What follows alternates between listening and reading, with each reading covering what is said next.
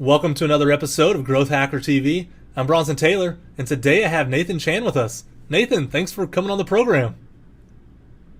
Thank you so much for having me, Bronson. It's an honor to be here, bro. I've been watching your stuff for a long time, man.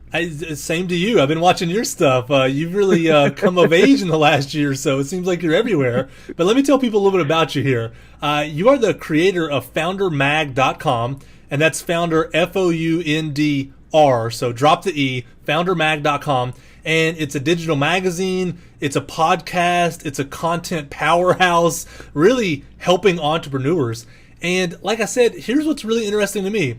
You've come seemingly out of nowhere, and you've gotten a lot of people's attention, but it wasn't on accident. You did deliberate things that got their attention, and I really want to dig into those things that you did deliberately that we can learn from, because you have a lot of eyes looking at you, and that wasn't the case 2 years ago. So sound good to you?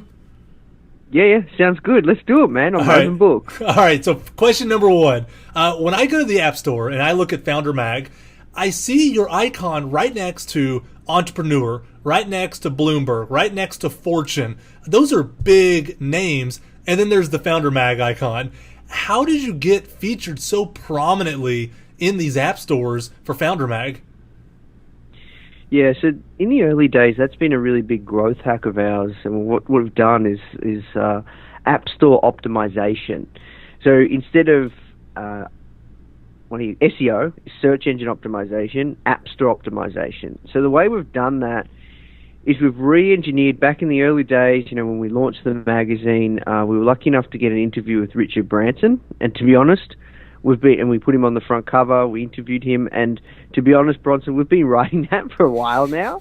And that interview was a massive game changer for our business, because what it allowed us to do is allowed us to have ridiculous amounts of leverage to get other interviews with other influencers.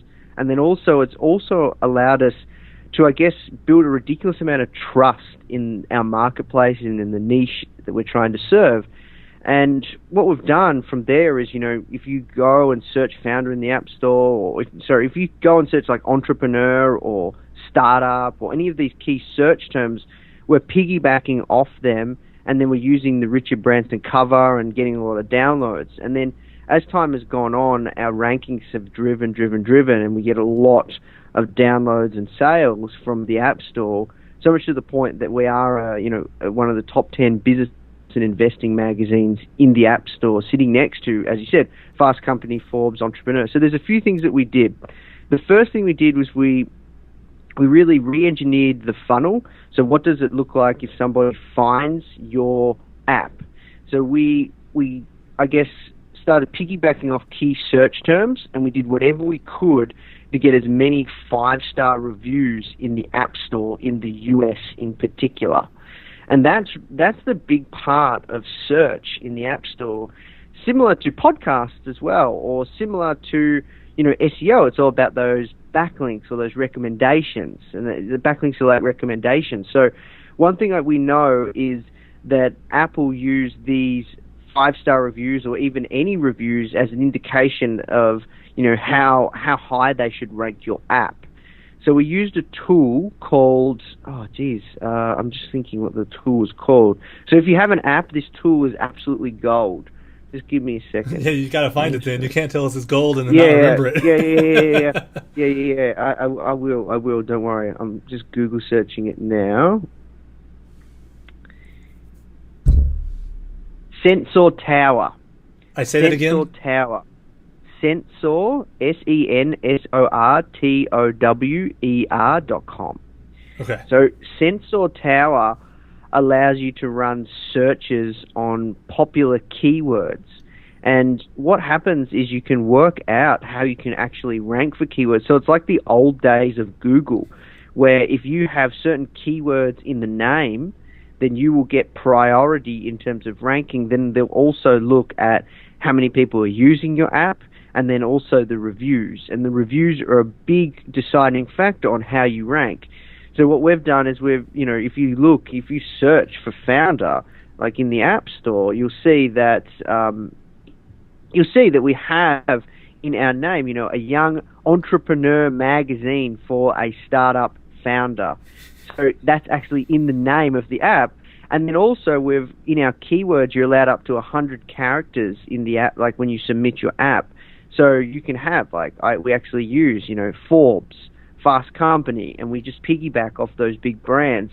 So when people do search for us and then, founder comes up, like the first thing people see is the Richard Branson feature and like, oh, boom, and then, we get them on copy, and then once they download the app, they download it and this big pop-up comes up, and then, the funnel takes care of itself. So that's what we've been doing from an ASO standpoint to leverage and piggyback off these big brands. So having the keywords in the name of the app, really think about the screenshot, because your screenshot is your biggest real estate now, the first screenshot that you have on your iTunes landing page. And then, thinking about what would people search if they were going to look for anything interested in entrepreneurship or looking for an entrepreneurship magazine or anything about startups. And we're just piggybacking off all of those keywords, and it's doing really well for us. Yeah, so it seems like ASO for you guys, it's really three things. It's the text, it's the reviews, and it's the imagery. So getting the right words in the text, whether it's the title of the app, whether it's the description in the App Store, so the text, getting the right 5-star reviews in the country you're going for, and imagery that really capture their imagination. Richard Branson is a striking figure around the world for entrepreneurs, so having that as the image there. So it's those three things and the interplay that really allows you to get where you are, right? Yep, 100%. And we've used a tool like Sensor Tower to do the keyword research, because it allows you to, it makes estimates on the top keywords in your niche, which is really, really powerful. I have to say, though, the Apple are not concerned with the description text. That has no difference in your ranking. Really? It's only the key, They don't care about the description. They only care about your keywords that you submit into Apple, the 100-character count of keywords, the name, and then also you could do something cool with the author title, as like the author title of your business, if you want to get really savvy, and then also your reviews. If you have some of those keywords in the reviews, that would help as well, I'm sure. So it's not just about having 5-star reviews. You think maybe having the word entrepreneur in the reviews could actually help you, or startup or whatever you're going for. Yep, 100%. I'm sure. So that's good to know. This is the new SEO. It's going to change rapidly. It's but when you master it, you can rank really high. I mean, this is where SEO is going. Yeah, I think so. And a lot of people haven't caught on to App Store optimization. A lot of people have, but I can tell you this, if someone's going to launch an app, a lot of people don't know about this. And it's just really low-hanging fruit, because you get free traffic. You just, Apple has such a massive platform. Why not utilize, people are paying, Facebook for ads. They're doing content marketing. They're doing all these things. But we saw it as the lowest-hanging fruit, because people are already searching for what you've created. Why not just try and link that up? Yeah, I guess it's just, for me, because I do Facebook ads and I do content marketing, but I don't have an app. And I guess for me, it feels like a bigger investment. It feels like, to get an app, you need app developers, and to get in the App Store, you have to learn a new domain. But you're saying it's worth it because you're throwing money at all these other things. It's worth the investment to get a presence in the App Store. Yeah, well, look, it really depends, right? So I wish I could tell you, Bronson, that we were super strategic around that, bro, honestly. I started Founder, close to 3 years ago, and it started just as a digital magazine on the App Store. And the whole play there was I wasn't going to start a print magazine because cost of production is, 100x what we pay to produce it now. And also, I think print's a bit of a dying trade, and distribution and scale mattered to me. So, that was the play. And then, I didn't know anything about App Store optimization. I just knew that I wanted to get as many people as I could, and we're a bootstrap startup. I didn't have any funding. We're not funded, and I didn't have any capital. Like, I wanted to just get as many as much free paid acquisition as possible. So I just had to look at the market that I was playing in and look at the lowest hanging fruit that I had available to me. And I found that to work really, really well. But it just depends on your business model, Bronson, because then what we've found is having a magazine is an amazing way to build influence in your market or your niche. So now we've got this magazine, we've got all these influencers on the front cover. Even if you come to, the homepage of our site, we showcase that and really put that up there. So we're using these influencers or ambassadors as a way to build influence and grow really, really fast and use that as leverage to, get more users, get more email subscribers, get more people into our community and all sorts of things like that. So the magazine really positions us really, really well. Yeah, I think that might be the greatest hack right there. I mean, that's what John Lee Dumas said when he came on our show. He said it's building the audience that is the hack, because then whatever product you have a distribution channel. And I found the same thing with Growth Hacker TV. It's the audience that I've built up over the years that allows me to have this distribution channel for things like Growth Geeks or whatever else I might be involved in. And then you're finding the same thing. It's almost like content marketers. They have a product and then they try to build the audience. People like you and I, we build an audience and then we build a product. Yeah, that's right. Yeah, and I think that's the best. We've found that way to work really, really well for us. Like we didn't know that we'd get into the online education space, and that's like a multi-billion-dollar industry. And we've just kind of, now we're starting to tap into that, and we're only tapping into that from finding out what our audience is asking for. And it kind of makes sense. Like, there's so many people out there teaching courses and doing all sorts of things, and we've got this massive audience, all focused around entrepreneurship, a massive community, and we're well positioned to teach and connect people up with other experts that can teach them things. Absolutely. Now, at one point you received 100,000 downloads of Founder app in 18 months. Was this all through App Store optimization, or was there something else clever you did there to actually achieve that goal? Mainly App Store optimization. Yeah. And mainly App Store optimization. We haven't really been shows, that really shows you like how much ASO can do. I mean, that's a striking number, 100,000 in 18 months. So you mentioned you're getting into education and you're doing some courses. If I'm not mistaken, you have some Instagram courses that you're working on. Before we talk about the course, I want to talk about Instagram marketing, because you sent me over some numbers earlier today that were kind of mind-blowing. You've generated a list of 155,000 emails in 13 months using mainly Instagram. So walk me through that. I mean, I'm dying personally to learn how you did this. Yeah, so dude, it's funny. Like when I started the magazine, I didn't even know the power of email marketing. Didn't even know how powerful that is. And everyone says, the money's in the list. Money's in the list. I was getting ready to say it. Yeah. And I didn't know it. I didn't get it. I remember I was even scared to send emails. It took me a while to even get over that daunting fact of mailing out to people. And, we were looking for channels. So we had ASO, that's been one of our biggest growth channels. And we've had this influencer marketing play like, Tony Robbins, Seth Godin, and all these other influencers and big startup founders that we're aligning ourselves with. But, what, like any marketing, Bronson, you got to throw things against the wall and see what sticks. And so we started on Instagram November 2014. And the way that came about was I was bringing on an intern to help out. And we had an Instagram account there. I hadn't looked at it or opened it in about a year. And we had like 20 images, a couple hundred followers, nothing major. And I thought, I'll just get my intern to do this, just to work on Instagram because, that's one of our channels. You know how you just post on channels because that's what people say to do. That's right. That's what you post on Twitter because that's what people say to do. Facebook. And now people are saying Snapchat, Mm-hmm. So before I jumped on, before he started, literally the night before he started, I thought, I'll just log in here and see how this Instagram thing works.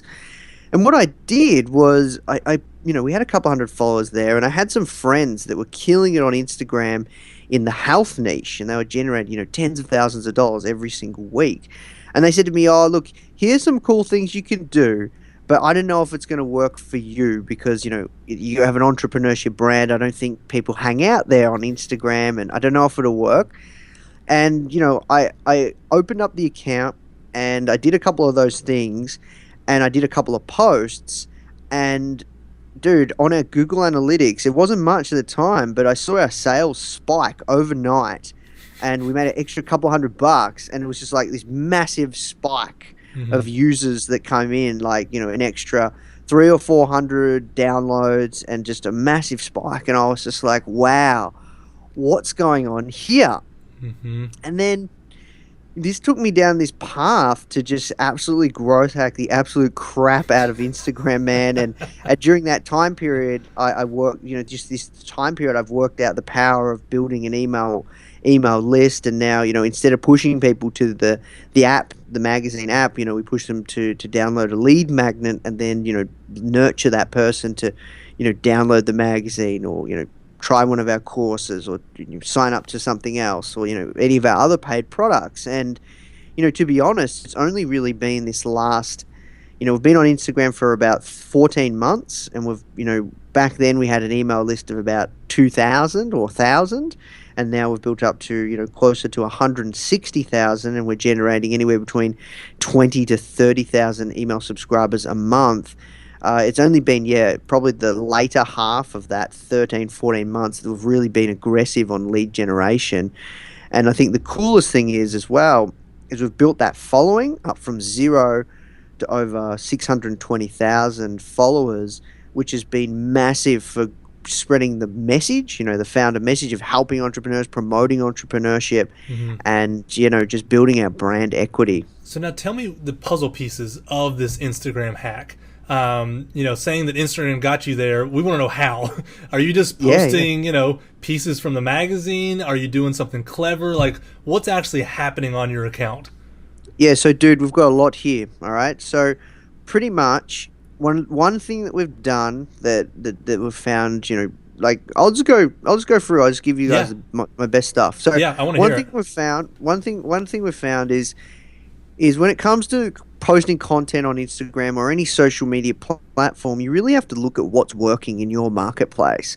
So I noticed on Facebook that other magazines like Success Magazine, Entrepreneur, Fast Company, they were posting a lot of quotes. And I never been that big into this cold quote game, but we just started posting a couple of quotes, and they just like spread like wildfire, man. And people love them. And if you're an entrepreneur or aspiring entrepreneur, people just love them. So, you know, we just started posting a whole ton of quotes or memes or whatever you want to call them. And they just really started to help grow our account really, really fast. And, you know, they were even getting like shared by celebrities and all sorts of things. We have like people like DJ Khaled, like he follows us on Instagram. He's everywhere on social media. That guy is social media this year. So that dude follows us. Like, so many people love those quotes. So that's been the basis of our content strategy. But not only are they just, you know, motivational, whatever, we have like a lot of startup founder type quotes and things like that that a lot of people don't have, which people find really inspiring. And, you know, you can learn, like, you can take a little bit of that message from whatever that quote is.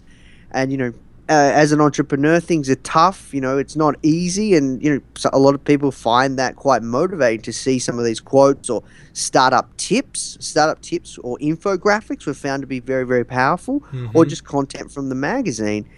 And so the first piece of the puzzle is you have to look at your marketplace, what's currently working, see if there's any, you know, companies or services that are serving a similar type market. What content are they posting? What's working? And you have to produce that and post that content on a consistent basis. So we've found, Bronson, that the more you post, the faster you grow. So we post anywhere between, you know, 4 to 10 times a day. And we try and cover all time zones. So I have my VA posting before she goes to bed, and then someone in our team or myself posting. Like I'm, you know, at a CEO level, but I still manage that Instagram account just because there's a lot of things going on that I need to stay on top of the ball for. So that's the first piece of the puzzle. Posting high quality content that looks visually appealing, that, you know, really hits home with your target audience on a consistent basis and at scale. Because with you know, Instagram, it's a very fast platform. You know, your content doesn't last that far, like much in the news feed. So it's not spammy to post 10 times a day. Some people might think that, but I've proven it. I've tracked our growth, and we've found the more you post, the faster you grow. Actually, Instagram's algorithm rewards momentum. So if we've since we've been on Instagram for 14 months, I've only missed one day of posting. And that's pretty standard, right? On Twitter, you guys are always posting. On Facebook, you guys are always posting. So Instagram is the same thing. The only problem is you can't schedule with Instagram. Their API doesn't allow for scheduling tools to actually post for you on automation. There is a tool out there called Schedugram that you can use, but I don't know how legit they are in terms of, I guess, overriding Instagram's API. So you can use Schedugram or only Pult, P-A-U-L-T, that will actually schedule on your behalf and post on your behalf, all on automation like a bot. But I don't know how legit that is, so we use a tool called Latergram, and that allows us to rapidly schedule our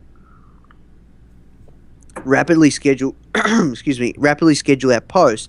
And then the next piece of the puzzle, I guess, is having a high converting landing page. If you check out the landing page we have right now, and it's quite relevant. What we have is we just give away an Instagram ebook that's super in depth. We spent about $3 or $4 putting it together. It's so good we could charge for it. And people just telling their friends, etc., tagging in their friends and stuff like that. And how do they get that landing page? How do they get from Instagram seeing a quote to actually ending up on the landing page? What's the connective tissue there? Yeah. Okay. So let's take it one step at a time. Pretty much, you only get one clickable link in your bio in Instagram. So you have your bio, like a little bit about your business, then you have one clickable link. And for us, we have a landing page. So you use that real estate to get them to the landing page, not to FoundrMag.com. To the landing page, so because we'll build a relationship and nurture that person over a period of time, and we want to move as many people as we can from Instagram onto our platform. And what we've found is people organically will click on that link. Obviously, the more followers you get, the faster you grow. People organically will click on that link, and part of our bio, we have a little bit of a description pointing at that bio link saying, get our free Instagram marketing guide. And that landing page, if you pull it up, if you go to FoundrMag.com/free, that converts at 70%. Wow. and there's some reasons. There's some reasons it converts at 70%. The relevancy, because it's an epic ebook that goes in depth. A lot more than what we're talking about, what we could talk about over the next hour, half an hour. So it's super in depth. So I highly recommend you download it, and it's super relevant. So people that are only coming to this find it on Instagram. The landing page is mobile optimized, so it looks great on mobile, and it's quite minimal. It's a very minimal style landing page, and we've just split tested the absolute crap out of it, dude. We use ClickFunnels to build our landing pages, and it's a really solid offering. And I think also, not only just the relevancy, but the title that we've used, like how to get 10,000 followers. That's very benefit driven. So from a copywriting standpoint, people want to know that stuff, and it's very, very powerful. So, what we've found is people organically click on that. But the biggest thing is, Bronson, people will only click on the link in your bio if you tell them to. So, because we post, 10 times a day, we use Gary Vaynerchuk's social media strategy, jab, jab, jab, right hook. So for us, our right hook might be posting an image of that ebook and actually writing, if you want to know how to, use Instagram to build your business, go to FoundrMag.com/free or click on the link in our bio. And we notice, and we've tested it and tracked it, that when you do these, what I call product pushes, or like a right hook, people go to it. And, from one of those every day, we can get anywhere between, 200 to 300 opt-ins. Wow. And we try and do that a couple of times a day, and that's why we post. That's another reason why we post so much, because we can filter it out, that it's not spammy, and it doesn't affect our follower growth. So we're growing at a rate of 65,000 followers a month now. Wow. And that doesn't affect our growth rate. People still follow us. We've trained them to be used to, receiving calls to action about the podcast, about the magazine, about different lead magnets. Another thing you want to be doing is changing up your lead magnet, because, certain parts of our audience might not be interested in Instagram. Certain parts of our audience might not have even started a business yet. We don't know. But so that's why it's really good to do lead capture on hitting all sorts of different target markets and different kind of people in your audience. And so, yeah, to answer your question, the biggest thing is people will not click on the link in your bio and go to that landing page unless you tell them to. And we generate, 50 to 60,000 hits a month, and it doesn't cost us anything, all from Instagram. And if we can get it, if we start doing some paid stuff, dude, we can generate like 100,000 hits to that landing page. It's kind of crazy. But yeah, very, very powerful. Do you want me to keep going with more growth hacks, man? Absolutely, man. What else do you have? Anything, man. Anything. Okay. So now you've got, your content strategy. You know how often you want to post. You know the kind of content you want to post. You know the frequency of posting is really good, is going quite well, and you're posting a lot. Then the next thing you want to be doing is there's some fundamental growth hacks here that can really ramp up the speed of growth in terms of eyeballs on your account and follower count.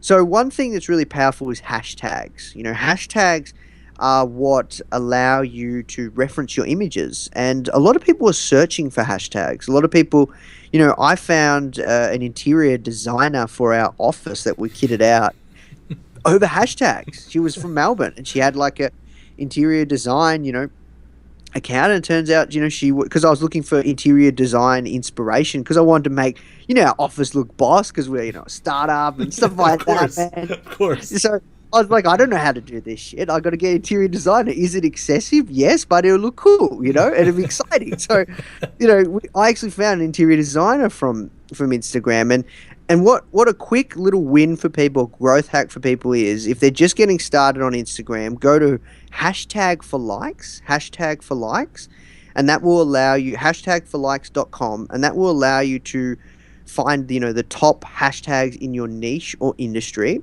And what you want to do is, when you post a photo, you want to get, Instagram allows you a maximum of 30 hashtags. And what you want to do is, every time you post a photo, you want to copy and paste those, find your list of 30 hashtags, top hashtags that people are using in your niche that are relevant to your niche, and post those top 30 hashtags in the comments. Now, here's the thing. Don't post it in the caption, because you'll write a caption. Like when you post an image, you have to write a caption. And if you post the comments, if you post the hashtags in the caption, it'll look spammy. So what you want to do is obviously talk about, whatever your image is about. It might be a quote, it might be about your product, it might be about, I don't know what. But, whatever you do, make sure you post those 30 hashtags in the comments, because then if you get more than 3 comments on your image, it will hide the hashtags. So then people will not see those hashtags in the comments, and it'll get you ridiculous amounts of engagement. I promise anyone, just open up a fresh new Instagram account, or if you're just getting started or anything like that, post an image that's, obviously looks good, is relevant to your target audience, and, the hashtags are relevant. Post the full 30 hashtags in the comments, and I promise you will notice a difference in engagement. Yeah, that's awesome.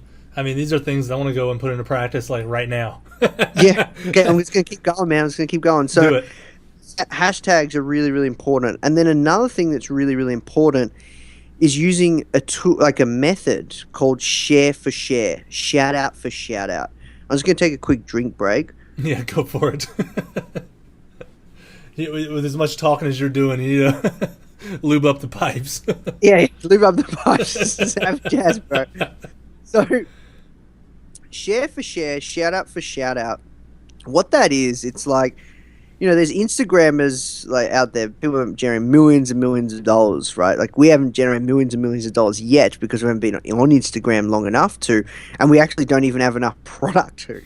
But once we do, we'll hit that mark too. But I guess what I'm trying to say is there's Instagrammers out there that are using share for share, shout out for shout out, this tactic flat out. And essentially all it is partnerships for Instagram.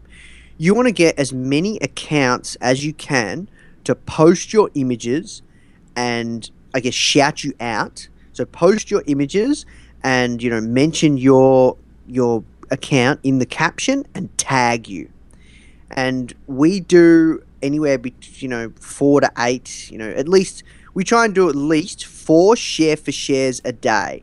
So we've found relevant accounts. So there's many of these accounts that post quotes. They're not like our business, but they post quotes and they have an audience of people interested in business. Mm-hmm. So we team up with these guys and say, you post our image and we'll post yours. Mm-hmm. And that one thing, Bronson, has allowed us to rapidly grow our page. Like we'll be at 1 million followers by the end of April.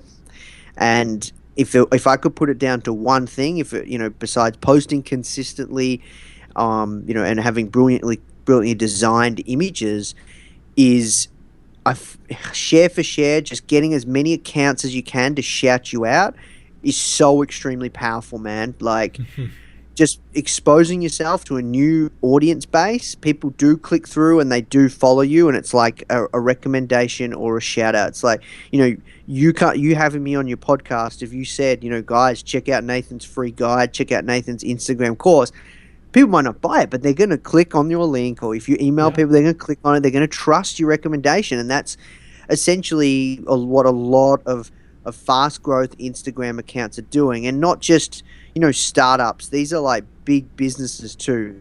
There's many accounts, and they're paying influencers though. So there's a difference. We don't like paying for customer acquisition. We do now, but back in the early days, we didn't, and we had to do whatever we can. And when you're a bootstrap startup and you've got limited funds, or even if you're a funded startup, you've still got limited funds. You've got a run rate, right?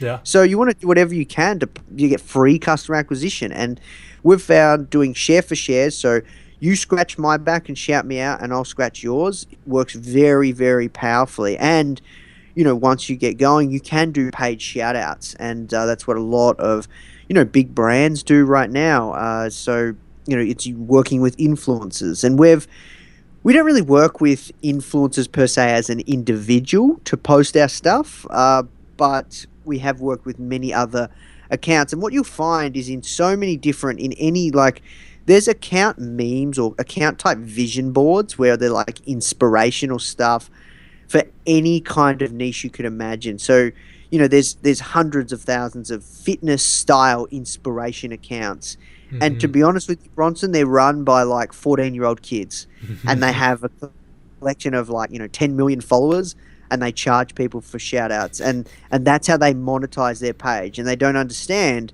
that they could create a product off the back of it. Their product is their actual Instagram pages. They don't have that's their business. Mm-hmm. And you can pay people with these, I guess, inspirational type vision boards that have, hundreds of thousands of followers to change the link in their bio and, post an image about your product, and you generate a shit ton of leads. And these are like qualified leads, or even just shout out your product and then, get people to follow you and mention it in the caption. There's all sorts of things and all sorts of combinations and strategies you can do there. But the main emphasis that people need to think about when it comes to mastering Instagram and using it as a massive growth tool for traffic, leads, and sales is getting as many other accounts as you can to post your images, shout you out, mention you in the caption, and tag you. Yeah, it's the old school LOPA, leverage other people's audiences. Yeah, it's hard to build your own, but if someone else has already built it, you can have a quick dialogue and leverage it. Now you're taking advantage of years of work in a few minutes.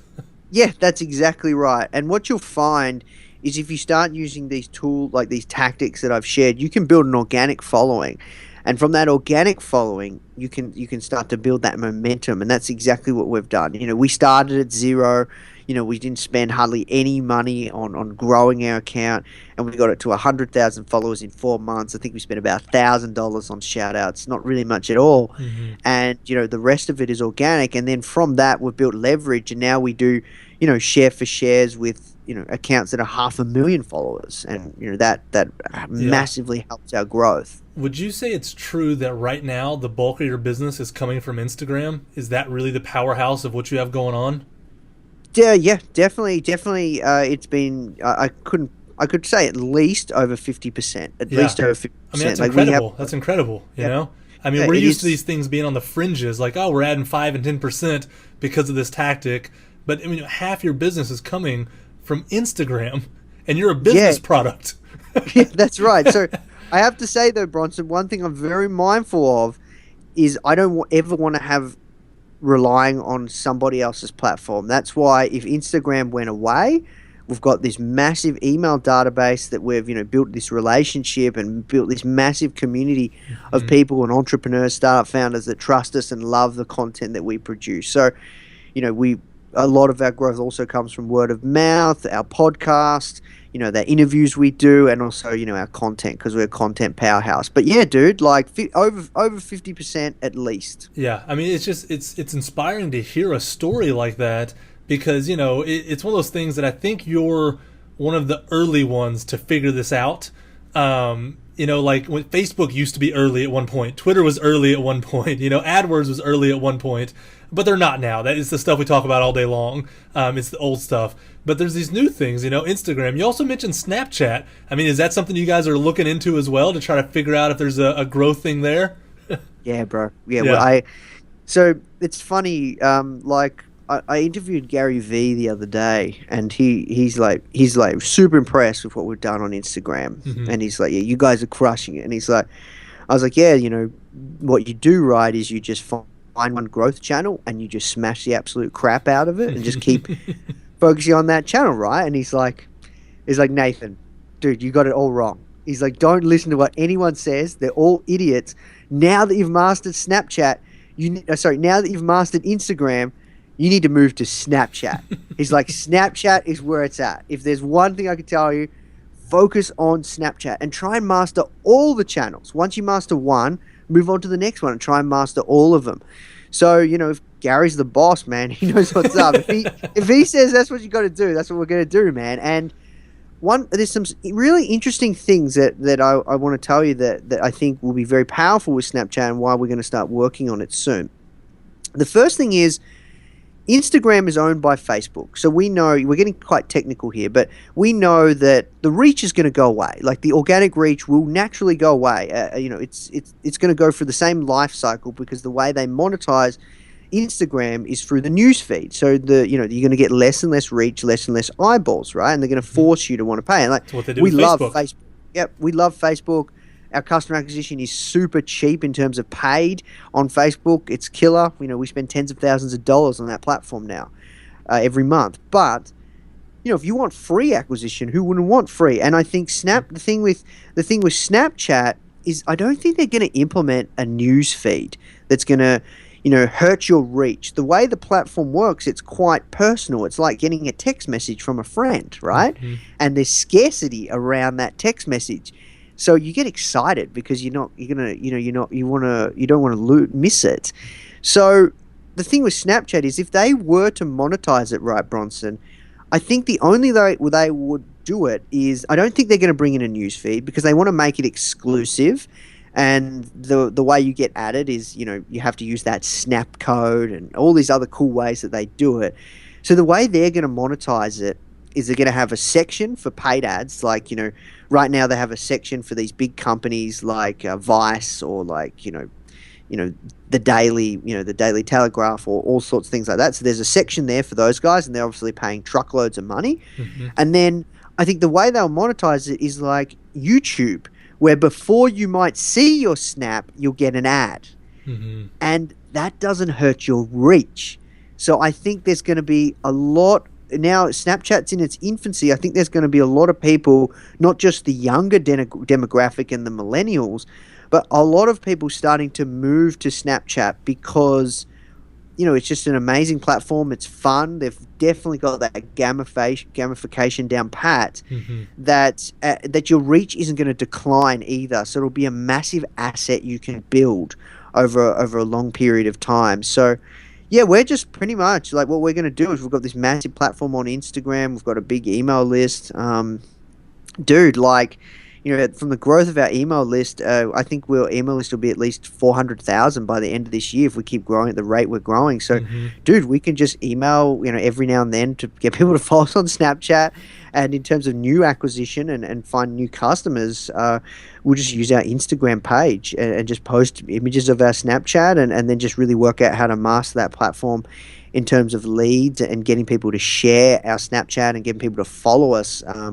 And then we've got to work out how we can work out that lead generation. But I've already got a whole ton of thoughts and ideas in my mind. So, yeah, maybe that's another interview. I was getting ready to say, in a year, come back and you'll have, you'll have killed it on Snapchat and you can drop some more knowledge on us. But yeah, that's my thoughts and thinking, bro. I think, once you master one platform, let's move on to the next. Yeah, I just want to thank you for bringing the goods today. You didn't hold back. You really told us, like, step by step, here's some things to do to really take advantage of it. So tell us, where can we get your Instagram course? You've given us a lot, but go ahead and give them a link. Where can they get more of this stuff? Yeah. So look, if you want to find out more, if you sign up to our free guide, FoundrMag.com, FoundrMag.com/free, you'll be able to find out more about it. That's awesome. And I wanted to give a shout out like that because, like you said, shout out for shout out. Like, you're giving us the goods, you're helping my audience. I want them to have the link to go and get on your list. It's the way this world works. There's a lot of LOPA everywhere. That's it. This has been so good. I got 2 final questions, and these are more of the fun questions that I ask everyone that comes on the show. So the first one is, what are you working on right after this interview is over? It could be awesome. It can be boring. It doesn't matter what it is. What's next on the to-do list? Dude, we've got a big launch for our course. So we're doing a Jeff Walker style launch. So, man, like, I got like hundreds of comments I got to write back to because people are watching our first video. So that's what I'm going to do. All right. Straight away, jump on there, write in the comments. Awesome. All right. Number 2, what is the best advice you have for any company that's trying to grow? I think test as many platforms as you can. And if you find, just like, old school, man, just seeing what sticks. Throwing things against the wall and seeing what sticks. And for us and our business, we've had a lot of success with aligning ourselves with influencers and rock stars in our marketplace and industry. And we've found so much power in that. So if you can find ambassadors, and a lot of people do it, you just don't really know it or you don't really think about it. Like, if you go to Infusionsoft's homepage, bro, they've got Damon John giving a testimonial. Right. Like, and if you don't know Infusionsoft, you're like, oh shit, Damon from Shark Tank uses it. Dude, if you go to the founder homepage, we got a testimonial from Damon John. And if you've never heard of Founder, you don't know anything, you think like, wow, if Damon is aligned or if he rates what Founder's doing or Infusionsoft, these guys must know what's up. I'm going to follow these guys. I trust these guys. So if there's obviously throw things against the wall, see what sticks, and if there's something a little more unique there is really think about ambassadors and influencers that you can align yourself with and use that to just build ridiculous amounts of trust like we have, like Richard Branson, Seth Godin. You come to our homepage, anywhere you go, that we're doing cool shit with rock stars and people. That builds a lot of trust and gets people excited, I think. I love that phrase, build ridiculous amounts of trust. I mean, honestly, that's how you get conversions. Build a ridiculous amount of trust and people will subscribe, they'll buy, they'll follow, whatever. It's the trust. It's such a scarcity in the world. If you can build enough of it, you have their attention. Yes, that's right. Well, Nathan, this has been an awesome interview. Thank you again for coming on Growth Hacker TV. Oh, you're welcome, Bronson. Thank you so much for having me, bro.